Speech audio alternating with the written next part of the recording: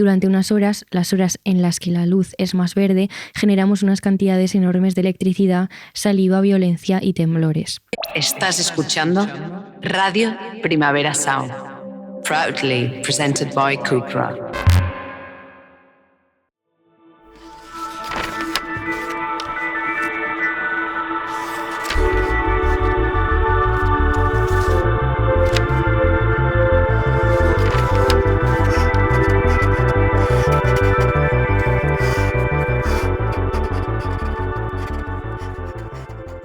Hola Paula. Hola Inés. ¿Qué tal estás, hija? Qué graciosa es siempre la cara que pones mientras esperas a que Kelu te dé el ok de que podemos empezar a grabar, porque pareces como un lemur esperando, no sé, una señal de Dios. Es que como en las glosas soy yo la que ve a Kelu y tú no ves nada. Claro, yo estoy aquí. Soy tus ojos, ¿eh? Sí, eres mis ojos. Muy bonito eso. Pues nada, estamos aquí un día más con las glosas, muy contentas, la verdad, porque seguimos con nuestra colaboración con la UOC, con la Universidad Oberta de Cataluña. Sabéis que en los últimos meses de 2025 pudimos colaborar con distintos investigadores e investigadoras de la Escuela de Doctorado. Hicimos una glosa con Olivia, otra con Zarina, otra con Steen, que mezclamos ahí un poco narrativa, ensayo y nos gustó muchísimo trabajar con ellos, la verdad. Y es una suerte pues continuar con esta colaboración y tener una nueva glosa, en este caso con otra doctoranda, que es Lidia Merino Rubio, y que hemos hablado con ella, hemos trabajado con ella, que además viene de un ámbito distinto al nuestro, porque es verdad que las otras chicas sí que estaban más relacionadas con la filosofía, podríamos decir, o con las humanidades, y en este caso Lidia viene del ámbito más sanitario, y esto nos ha gustado mucho un poco para abrir horizontes a otros temas. Las glosas son diversas, como bien sabéis. En efecto, cualquier día glosamos la luna, ahora que han estado por allá. Sí. Cualquier día glosamos una misión espacial. Una misión espacial estaría bien. Y para un poco ya entrar en los textos que vamos a glosar hoy, queríamos empezar diciendo que es una glosa especial porque es la primera vez que vamos a glosar 2 textos en vez de uno. Nos hemos venido arriba. Nos hemos venido muy arriba. Es verdad que son 2 textos cortitos. Sí, siempre. Sí, intentamos mantener un poco la misma longitud siempre para que no se nos vaya de madre, que nosotras vemos un texto y ya nos venimos arriba. Efectivamente. Pero es que hablando con Lidia decidimos que podría ser interesante hacer una aproximación al tema que ella investiga, que es el tema de la salud sexual en la juventud, desde 2 perspectivas distintas. Una que fuera más académica y otra más literaria. Y por eso hoy vamos a glosar 2 textos. El primero son unas páginas de un artículo académico que se llama La educación sexual integral que no está, pero se la espera. Un análisis desde los relatos de la juventud, que es de Carmen Ruiz Repullo y Laura Pavón Benítez.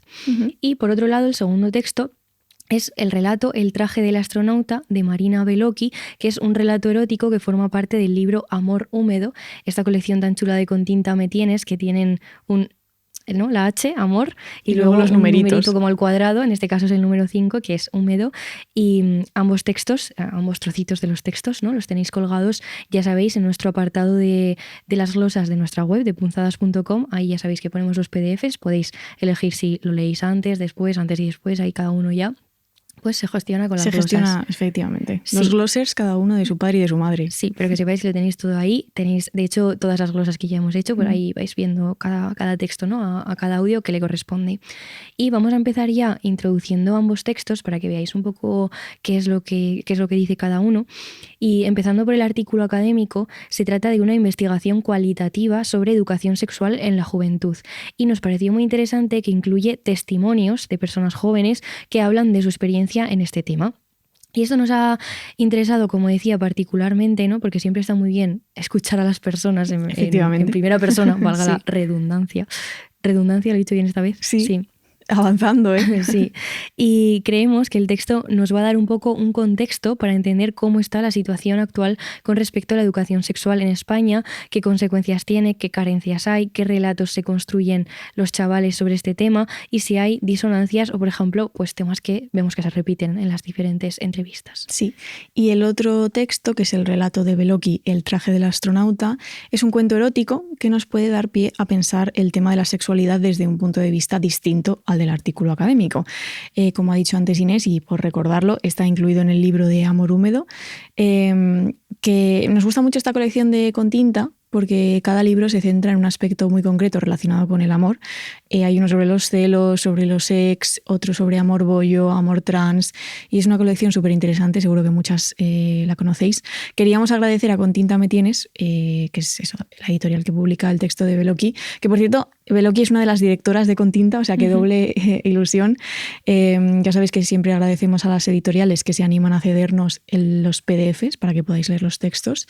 Y también decir que este libro, Amor Húmedo, es una aproximación a temas como el deseo, el erotismo, desde una perspectiva íntima y que reivindica la sexualidad de todo tipo de cuerpos, o sea que nos viene muy bien este texto para el tema que vamos a tratar hoy. Y en el libro podemos encontrar textos sobre distintas prácticas sexuales que lo que pretenden ser, y esto lo hemos sacado de la web de Con Tinta Me Tienes, ser una muestra diversa de formas en las que experimentar el deseo por la otra, el otro, las otras y nosotras mismas.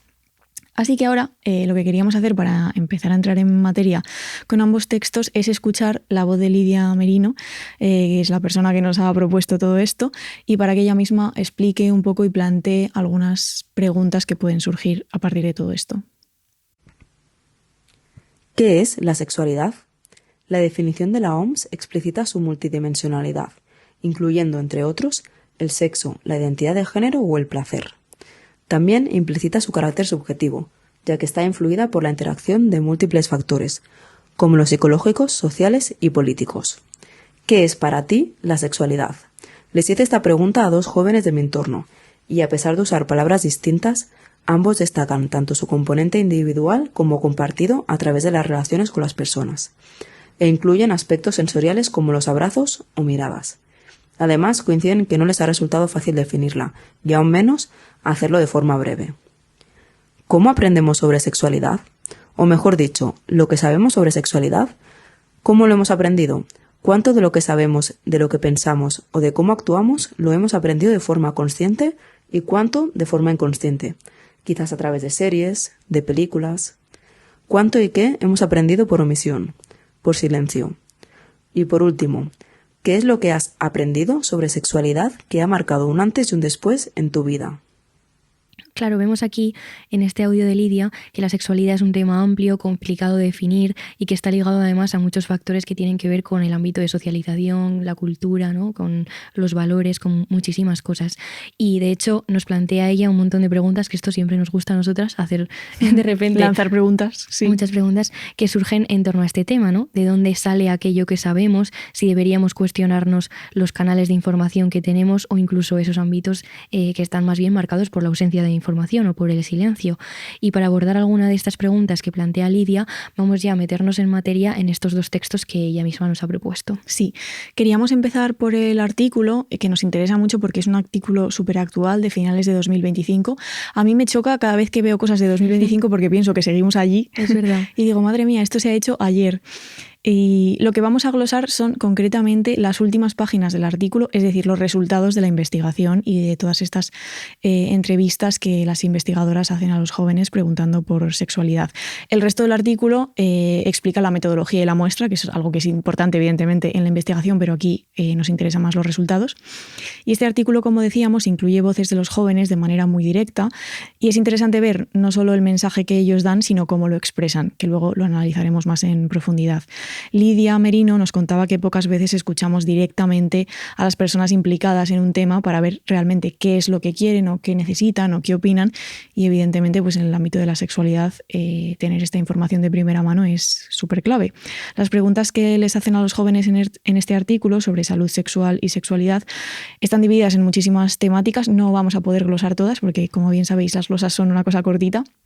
Y es un tema infinito, pero se les pregunta cómo se aborda este tema en su casa y en su familia, si es que se hace, qué tipo de educación sexual han recibido en los centros educativos, en caso de haber tenido, que esto siempre hay que ponerlo en duda, en qué temas estaba centrada esta educación sexual, si hablan de sexo con sus amistades, cómo se aborda este tema. También les preguntan por el consumo de pornografía en la juventud y cómo los propios jóvenes entienden y perciben y experimentan este consumo, qué piensan de todo esto, qué influencia ha tenido también, por ejemplo, el feminismo en su comprensión o su acercamiento al sexo. Se habla de muchísimos temas como violencia sexual, placer, consentimiento. O sea, es un artículo o sea, donde las preguntas que se les hacen son muy amplias y entonces da lugar a muchas conversaciones.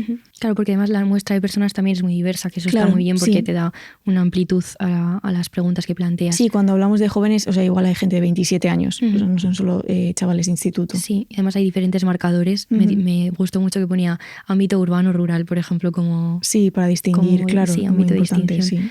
Y luego, por otro lado, el relato del traje del astronauta de Marina Bellocchi es un relato muy cortito, son 8 páginas, que narra el encuentro entre 3 mujeres. Está narrado en primera persona por una mujer sin nombre que tiene 2 relaciones, una con Julia y otra con Laura.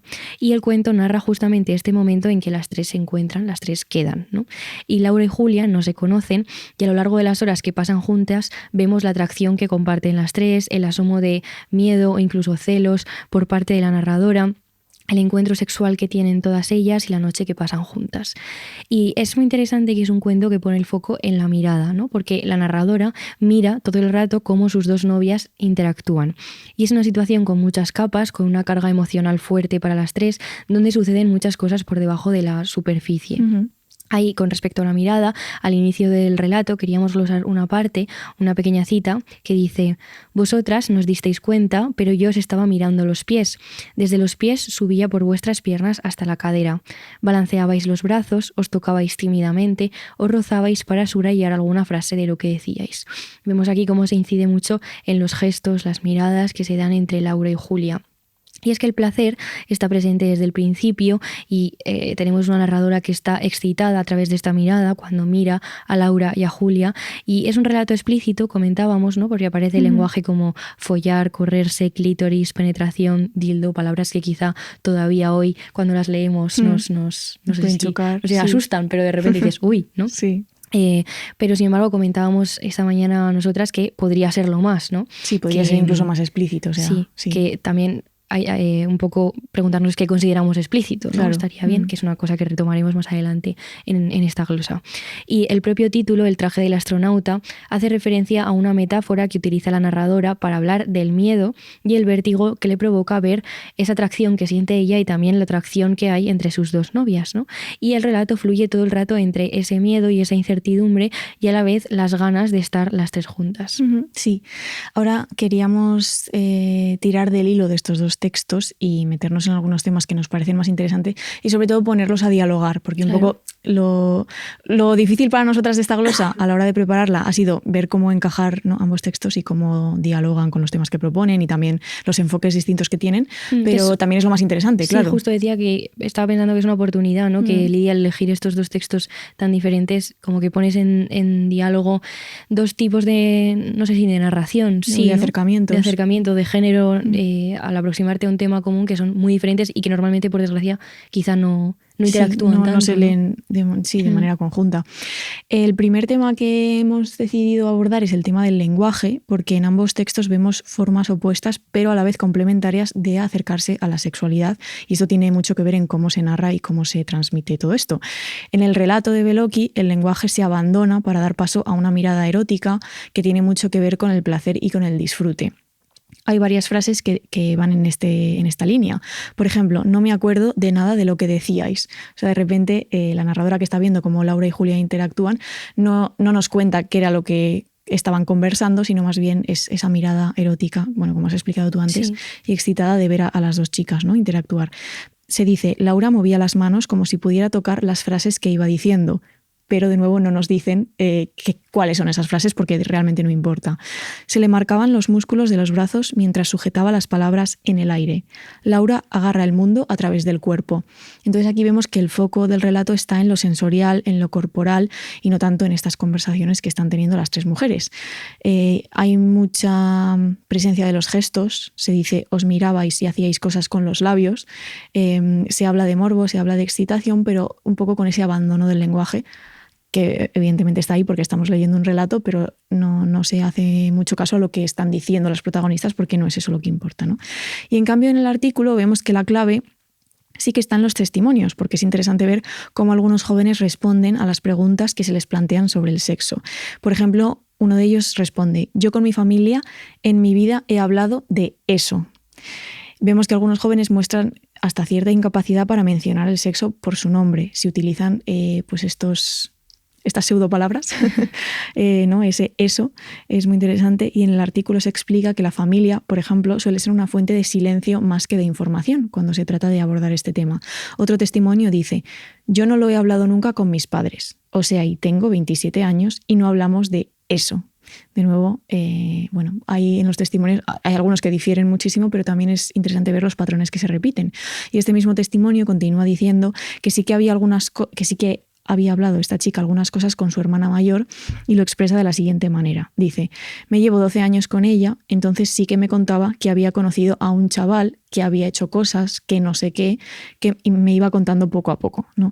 Me parecía muy interesante en el artículo ver esto, cómo los jóvenes cuentan estas cosas y cómo a veces utilizan, pues eso, había hecho cosas sin explicitar demasiado, ¿no? También, que hablábamos antes de lo explícito y lo no explícito, pues son evidentemente distintas maneras de hablar de sexualidad, ¿no? Se puede decir mucho sin decir del todo lo que estás diciendo, de alguna manera, ¿no? Justo. Y también nos podríamos preguntar acerca de estos huecos, estos vacíos o silencios, si podemos hablar de manera libre de algo que tenemos miedo a nombrar.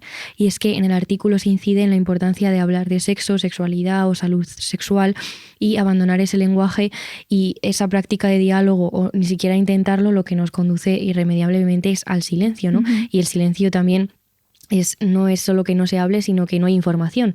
Y por tanto, cuando se lleva a la práctica, ¿no? Pues no tienes herramientas, o no tienes un imaginario o un, no sé, como me estoy imaginando como un armario, ¿no? De experiencias, de consejos, de información al que tú puedes acceder. Y de ¿no? lenguaje también, de las propias palabras. Justo.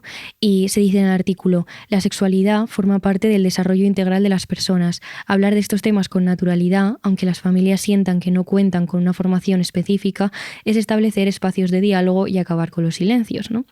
Y una vez establecida esta necesidad, que yo creo que todos compartimos, que es básica, de hablar de sexo, también nos parecía importante prestar atención al enfoque. Y es que ambos textos pueden arrojar luz sobre este aspecto, ¿no? Este es el segundo tema que traíamos, el enfoque. Y en el artículo, una de las partes más importantes es ver de qué manera justamente se imparte esta educación sexual en centros educativos, cuál es el enfoque, la mirada, cuántas veces se habla del tema, de qué manera. Y se sacan varias conclusiones que seguramente también nos suenen a todas, ¿no? Sí. Por ejemplo, que la educación sexual llega tarde a los centros, que la ausencia de formación no se traduce en ausencia de relaciones o prácticas sexuales. Esto es lo que me refería antes, ¿no? Que el hecho de que no tengas información o formación no quiere decir que los jóvenes no tengan relaciones sexuales y una vida sexual activa. Sí agrava, sin embargo, las probabilidades de prácticas de riesgo o violentas que cueste más identificar al no tener esa información. Además, la educación sexual es escasa. Apenas 1 o 2 charlas a lo largo de toda la formación secundaria, y se dice en el artículo: la idea de que la educación sexual en los centros educativos puede concentrarse en talleres muy concretos y de escasa duración demuestra que seguimos identificándola como un contenido estanco y no como un eje transversal, ¿no? Esta idea de que no es claramente lo que hay, no es suficiente. Efectivamente. He de decir que este es uno de nuestros imperios romanos. Hace, no sé, un par de temporadas igual hicimos un capítulo en Punzadas Sonoras. Hace mucho ya, un episodio sobre sexo. Sí. Y una de las cosas que hicimos fue preguntar a nuestras amigas pues qué tipo de educación sexual habían recibido. E hicimos una especie de introducción mística con un mejunje de todo eso, de todos esos testimonios anónimos, evidentemente, que nos habían contado. Y, jolín, se repetía mucho también esta idea. Sí, ¿no? Sobre todo el silencio, el vacío y el vértigo también de enfrentarte a algo desde ahí, desde el vacío. Desde el vacío, totalmente. Entonces queríamos incidir en que el enfoque de las charlas o los talleres o la educación sexual en los centros, cuando lo hay, que a veces no lo hay, tiene mucho que ver con el miedo y con el peligro. De hecho, en el artículo las investigadoras dicen: el miedo o el riesgo sobrevuela las voces de las entrevistadas, quienes afirman que la educación sexual recibida ha estado generalmente basada en un enfoque dirigido hacia el miedo, desde la sexualidad como peligro. Y las autoras exponen que este enfoque preventivo es necesario porque, evidentemente, tienes que avisar a las personas y enseñar a las personas que ciertas prácticas pueden llevar a cosas negativas, enfermedades, y riesgos o embarazos no deseados y todas estas cosas, pero inciden mucho en lo que decíamos, que es insuficiente. Y se preguntan dónde queda el placer en este enfoque y dónde queda el sexo como parte integral de la vida de muchísimas personas. De hecho, lo que piden las autoras, lo que se ve después de todos estos testimonios y toda la investigación, es que es necesario un marco de contenidos que sea más amplio y que permita a los jóvenes identificar qué es placentero, qué es peligroso, qué acciones son seguras y qué acciones no.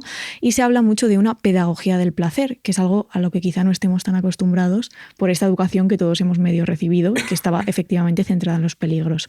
Y dicen, la sexualidad nos proporciona experiencias placenteras. Por tanto, debemos abandonar aquellos discursos que solo relacionan la sexualidad con aspectos peligrosos o negativos. O sea, no proponen dejar de hablar del riesgo de contraer una ITS, evidentemente, sino de ampliar mucho más ese enfoque, ¿no? Claro. Justamente. Es que estaba pensando, de hecho, que fíjate que en momentos donde quizá había una, ¿cómo se dice esto? Cuando la sociedad piensa una cosa, Sí. un horizonte social más conservador o más pegado a la religión que hacía que este tema estuviera completamente cancelado. Silenciado, sí. Si seguimos, ahora que intentamos hablar de ello, lo llevamos solo a este enfoque del miedo o el peligro, y la gente lo único que siente hacia esto es cuidado. Claro. Y lo plantea desde esta óptica, es un poco similar esos dos enfoques. O Sí, sea, no ha cambiado tanto. No ha cambiado tanto, claro, sigue siendo conservador en ese sentido, de aunque hablemos de ellos y solo es desde el miedo, el peligro, no hay tanta distancia entre esos dos discursos. No, y que además eso implica un silencio respecto a todo lo demás que sí es positivo acerca del sexo y la sexualidad, ¿no? Ellas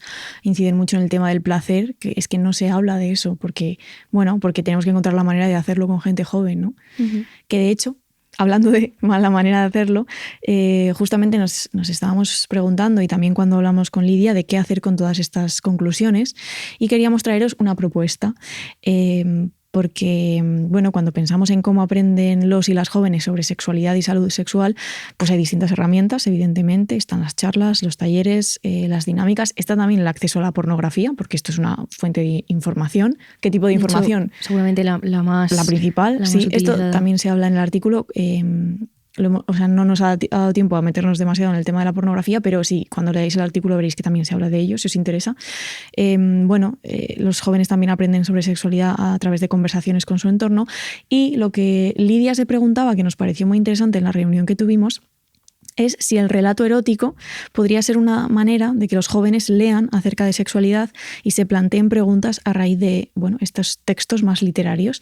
Entonces, ahora vamos a dejar que sea ella quien explique un poco el marco de este planteamiento y luego ya ahondamos un poco más. 3 de los ingredientes que considero imprescindibles para una deliciosa y placentera receta de sexualidad son el autoconocimiento, el consentimiento y la comunicación. ¿Qué nos gusta y qué no nos gusta en las relaciones en general y en el sexo en particular? ¿Y cómo influye nuestra identidad de género, orientación sexual, color de piel, etcétera, en cómo vivimos nuestra sexualidad? ¿A partir de qué edad se tendría que enseñar que nadie puede hacer algo que tú no quieras con tu cuerpo? ¿Sabemos cómo comunicar un deseo o un límite en cualquier situación y con cualquier persona? Como se puede intuir, no se puede enseñar esta elaborada receta en una charla de educación sexual de 1 hora. Es un proceso que requiere tiempo y práctica para cocinarla a nuestro gusto. ¿Podríamos perfeccionar la receta a través de relatos eróticos? Quizás podrían dar ideas de prácticas sexuales que desconocíamos o de qué palabras utilizar cuando hay que tener esa incómoda pero necesaria conversación, añadiéndole, además, una pizca de salseo. Incluso si usáramos los relatos eróticos con el único y exclusivo fin de obtener placer, si eso es lo que deseásemos, ya significaría un gran avance para nuestra jugosa receta de la sexualidad. No puedes no verlas, ¿verdad? Dejan huellas que no se borran fácilmente. Juegan como si el tiempo no fuera con ellos. Sin decir una palabra, pero aún así te obligan a parar y mirar. Se quedan en tu cabeza, mucho después de que el show termine. Por más que las persigas, simplemente siempre estarán un paso por delante. Superstar. Superstar, de Adidas Originals. Esto me pareció fundamental cuando Lidia nos propuso, y ahora escuchando el audio pensaba que es verdad que hablamos mucho de la importancia de tener referencias y de la importancia de tener cuidado con las referencias que no nos parecen, no sé si decir positivas o que nos parecen peligrosas si están enfocadas de cierta manera, como se habla mucho de la pornografía. Pero que había escuchado, supongo que la gente que está más metida en este tema pues lo tiene más presente, ¿no? Pero que yo había pensado poco en esta idea de qué otras referencias posibles, y encontrar en la literatura una posible referencia que también me hacía pensar esto en la diferencia entre, porque creo que pensamos más en series, en el cine, en imágenes, ¿no? La diferencia entre imágenes y palabras. Y creo que hay algo valioso también en las palabras. Esto lo dice Martha Nussbaum en un texto que he citado más que la Biblia, que es La imaginación literaria en la vida pública o algo así, que dice que a ella le parece muy valioso para ensayar un poco valores morales a través de las lecturas que hacemos, la novela frente al cine, porque el cine como que te lleva más de la mano hacia la persona que ves, el cuerpo que ves, está todo un poco más pues orquestado en el sentido de que una imagen es una imagen. Y sin embargo ella dice, ojo que la novela te deja mucho más espacio para rellenar a ti esos personajes. La imaginación. Claro, que tu imaginación tiene ahí una importancia que puede ser relevante porque te lo puedes... Es verdad que tenemos ciertos sesgos y a veces lees una novela y te imaginas un personaje de cierta manera y luego cuando ves la serie dices, uy, ¿no? Claro, como... esto no me cuadra. Que te lo llevas un poco a tu terreno, siendo tu terreno simplemente tu propia mente. Claro, y si hablamos en este caso de imaginación con respecto al placer y de referencias, pues creo que este hueco que permite la palabra puede ser un sitio guay. No, totalmente. Desde el que pensar. Y es que la educación sexual, como hemos comentado y comentaba también Lidia, además de ser escasa, es biologicista, es decir, que esta idea de que está centrada en el riesgo y no se da de forma interesante. Esto me parece clave. Justo. Porque es verdad, quizá pensando más en gente muy joven o chavales de instituto o cómo abordar esto en los currículums educativos, jolín, tiene que haber una voluntad de interesar a la audiencia que tienes delante. Igual que cuando das una clase de historia, un buen profesor intenta que los alumnos sientan interés más allá del contenido, ¿no? Y esas otras maneras de hacerlo que se aplican ya en otros ámbitos, porque es que se hace, ¿no? En el instituto, no sé, te ponen películas o en vez de transmitirte cierto texto, pues te dan una novela gráfica sobre ello. No sé, que también hay mucho debate sobre esto, ¿eh? Y entra mucho la pedagogía, pero que también ser imaginativos y innovadores en este sentido y no tener miedo a enganchar a los jóvenes de otras maneras, pues bueno, que esto es un ejemplo más. Sí, pensar de qué manera imagina y piensa a las distintas generaciones, porque quizá nuestras generaciones, a las generaciones de ahora, que hay un salto pues de, no sé, 10 años o incluso más, pues ya seguramente no nos relacionamos de la misma manera con las cosas y eso hay que actualizarlo, supongo. No puede ser esto 50 años con la misma charla, sea quien esté al otro lado. Y esta es un poco la idea que planteábamos, ¿no? Que además de informar a los jóvenes, se podría usar en este caso, la idea que planteamos es el género del relato erótico para dar pie a diálogos, conversaciones, preguntas, sobre todo si los relatos tratan la sexualidad con matices distintos a los que los jóvenes están acostumbrados en esa escasa educación que reciben, que además en muchos casos se dice que es muy heterosexual, por ejemplo, que está centrado pues en una visión súper específica y en cuerpos súper concretos, ¿no? Y sin embargo, a través de estos relatos, pues podríamos pensar y ver cómo se pone el placer en el centro, como por ejemplo en el que hemos leído, o relatos cuyos protagonistas o personajes sean parte del colectivo LGTBIQ+. Me hago con mis propios mocos. Ya, sí. Inés está mala todo esto, no hemos dicho nada, pero... pido perdón. Cuando tengo que decir algo largo me entro en apuros. Relatos con personajes trans o relatos donde se vean relaciones no monógamas, poliamorosas, otras maneras de entender los vínculos sexoafectivos, como por ejemplo en este relato también que teníamos una chica que tiene dos relaciones. Y nos hemos adelantado un poco a la posible crítica que se podría hacer a todo esto. Por ejemplo, quizá, no sé si habéis leído el relato, habéis pensado que quizá es demasiado explícito, ¿no? Que para utilizarlo como herramienta de... Claro, podría ser una crítica, ¿no? Pues a mí me parece que esto es demasiado explícito. Y sin embargo, una de las cosas que señala el artículo es que los jóvenes buscan educación sexual allá donde pueden y muchas veces, como todos ya sabemos y hemos mencionado, es en la pornografía, que claramente... suple el papel de la familia, el centro educativo, la sociedad. Es decir, que los jóvenes ya se están exponiendo a contenido realmente explícito en Internet y muchas veces además contenido que va acompañado de altas dosis de violencia, prácticas de riesgo, la concepción de la mujer como un objeto de deseo y totalmente ausente la posibilidad de que sea un sujeto. Es decir, que lo explícito ya está al alcance de la juventud. Entonces, ¿por qué no dejar que hablen de ello en entornos, digamos, seguros, dirigidos por profesionales que están preparados para ello? Y también, ¿por qué pensar, de nuevo, esta cosa de pensar en qué es lo explícito? ¿Qué nos incomoda de que aparezcan ciertas palabras? Exacto. Quizá eso también es un tema al que tendríamos que darle una vuelta. Sí, y en este sentido, justamente volviendo a la pregunta que nos hacíamos sobre el lenguaje, pues queríamos plantear esto, que quizás el relato erótico como género literario puede ser una herramienta para normalizar ese lenguaje sexual y para también nombrar prácticas distintas que quizás los jóvenes o los no tan jóvenes no conocen, y eso también se le da un nombre, y ya sabemos que nombrar es hacer que las cosas existan de cierta manera, y también puede ayudar a jóvenes lectores o lectoras a entender la sexualidad de manera integral y a vincularla con experiencias pues distintas. Queríamos ahora, para ligar todo esto, volver al cuento de Marina Bellocchi, porque ahí encontramos varios temas que podrían servir en este sentido si pensamos en el relato erótico como una herramienta de educación sexual.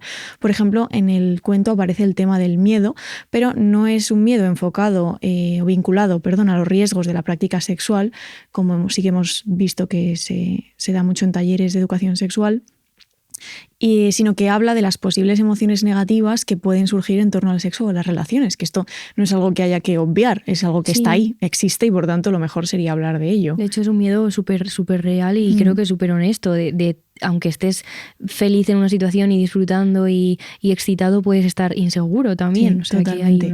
Que hay son cosa situaciones que es muy sincera. vulnerables, y la vulnerabilidad es una cosa que se puede transmitir de manera muy eficaz a través de la literatura. Y en el caso del cuento de Bellocchi, cuando Laura y Julia se empiezan a besar, la narradora tiene sentimientos contradictorios y dice: «Fui a por cervezas. Cuando volví os estabais mordiendo como se muerde una mazorca de maíz. Yo me turbé. Si hubiera tenido 10 años menos, hubiera gritado de felicidad o de pena. Me puse un traje de astronauta que me he construido en este tiempo. Sirve para cuando tengo miedo». De ahí también, de nuevo, el título del relato. Y entonces la narradora así habla del miedo a quedarse fuera de ese vínculo que están construyendo Laura y Julia, y miedo a que esa trama controlada, digamos, que ella había construido previamente, esas dos relaciones con las dos chicas, pues se fuera a desmoronar y entrar en una especie de caos que le atrae, pero también evidentemente pues le da yuyu. Sí. Luego también está el tema del placer, porque como ya hemos mencionado, el cuento pone el foco en la historia, en este disfrute de las tres mujeres, y hay otra cita que dice: «Durante unas horas, las horas en las que la luz es más verde, generamos unas cantidades enormes de electricidad, saliva, violencia y temblores». Y también esta idea que hemos mencionado antes de la diversidad en los vínculos, porque es un cuento que narra la historia de tres mujeres, una chica con dos novias, y esto se aleja del patrón heteronormativo que decíamos que impera pues muchas veces en charlas, talleres, en todo esto que señalaba el artículo. Nos podríamos preguntar por qué no dejar que la ficción sea una herramienta para plantear justo estas diversidades. Claro. Inés y yo, como somos unas locas de los clubs de lectura, cuando estábamos pensando acerca de todo esto, nos imaginamos un club de lectura con jóvenes sobre este relato. Un poco sería la manera de utilizar los relatos como herramienta para la educación sexual, y pensábamos en las preguntas que podrían surgir acerca del placer, del consentimiento, de lo que hablábamos de la diversidad sexual, de los sentimientos, los miedos, las esperanzas. E igual que el artículo incide en escuchar a los jóvenes en sus experiencias con la educación sexual, pues incorporar la literatura como herramienta nos abriría la ventana a preguntas que quizás no imaginamos, porque las preguntas que se puede hacer un chaval de 16 años pues igual no se me ocurren a mí, ¿no? Y nos preguntábamos un poco pues qué diría gente muy joven acerca de un relato como este o este en concreto, y por qué no dejar que sean ellos mismos los que hagan preguntas partiendo de los textos. Sí, y que se planteen sus propias preguntas, porque a veces en las charlas ya hay se te dirige un punto de partida y se dan respuestas a lo que se supone que son esos silencios o esos vacíos, pero bueno, el hecho de plantear una historia y que sea la propia persona que la lee la que le surgen preguntas acerca de ella, claro, pues también abre ahí una posibilidad nueva. Valioso, sí.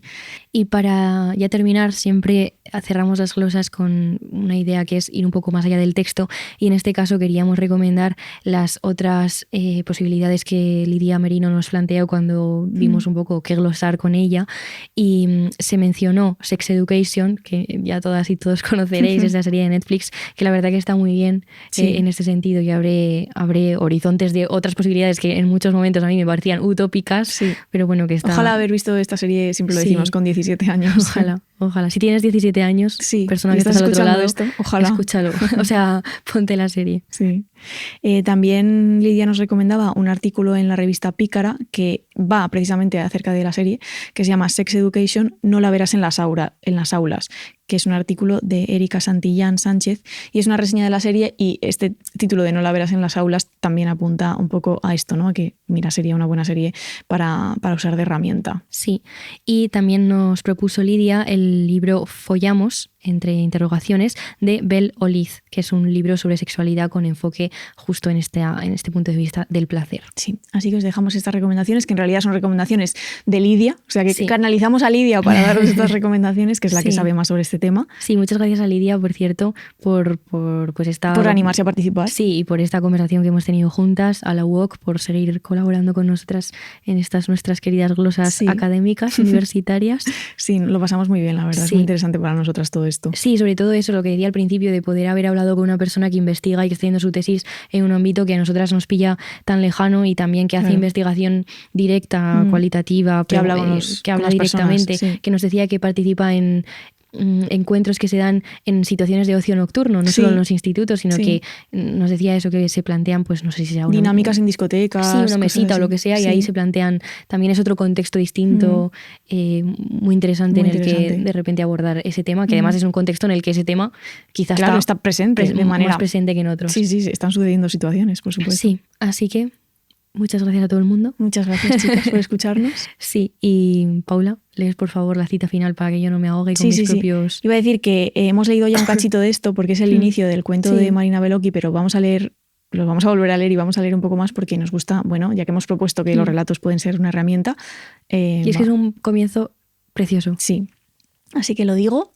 Y ya pues nos despedimos hasta la siguiente vez que nos escuchemos, que esto que yo no sé cuándo sea, porque ya no sé ni cuándo sale esto, ¿vale? Estamos aquí perdidas en el calendario. Bueno, el traje del astronauta. Empieza. Vosotras no os disteis cuenta, pero yo os estaba mirando los pies. Desde los pies subía por vuestras piernas hasta la cadera. Balanceabais los brazos, os tocabais tímidamente, os rozabais para subrayar alguna frase de lo que decíais. Los pies de Laura se acercaban a los de Julia. Julia solía quedarse quieta. Luego os sentasteis en unos taburetes y aquel baile de pies se convirtió en un baile de piernas que enredabais y desenredabais.